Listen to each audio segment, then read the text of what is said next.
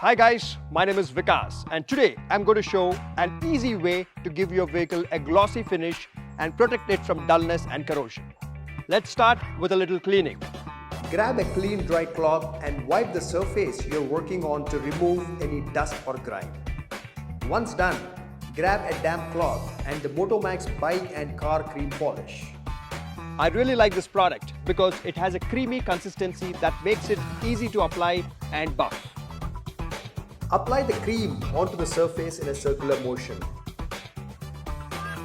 and work for one panel at a time.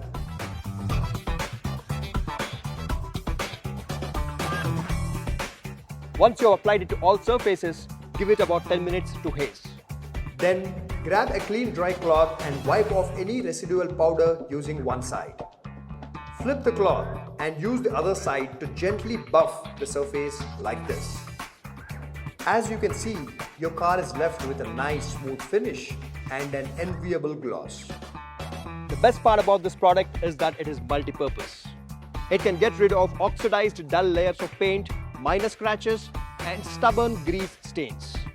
The Carnauba wax in it forms a protective layer on the vehicle against water and salt, keeping your vehicle both protected and classy.